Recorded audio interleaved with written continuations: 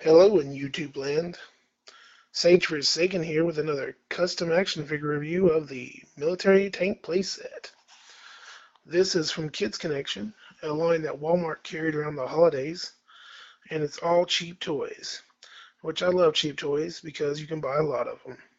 This tank came with two action figures, two sets of weapons, a turret that goes on top of the tank, and of course some barbed wire fencing.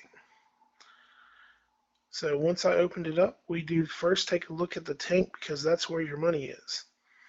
The tank is, of course, very well sculpted. It does suffer a little bit from having very little paint apps and only having some stickers on it. Though, of course, if you look at the tank, the turret will turn if you take that plastic clip out. And that's really all you need in a tank. You need it to look kind of badass and the turret to turn so you can shoot at stuff.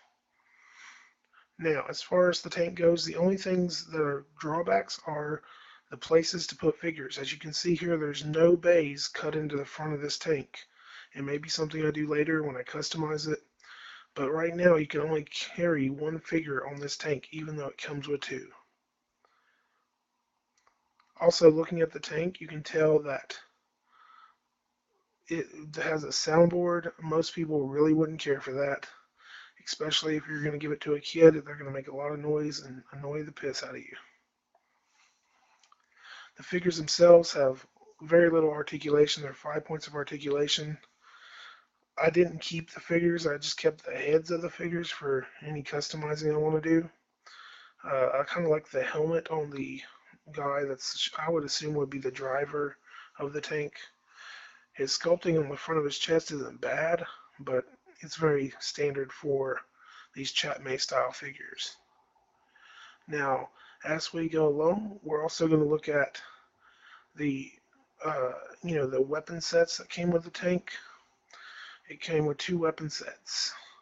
One of them has an Uzi and some other guns and a walkie-talkie, and the other one has some grenades, a sniper rifle, a rifle, another Uzi, some other guns, and a backpack. I think the grenades would be cool, and all of it would actually be cool if painted properly. This is just a shot for size comparison, so you know versus a G.I. Joe what it looks like. If you enjoyed this video, check out my other videos, including my custom action figures, which you'll see coming up right next. Thank you again, and have a great night.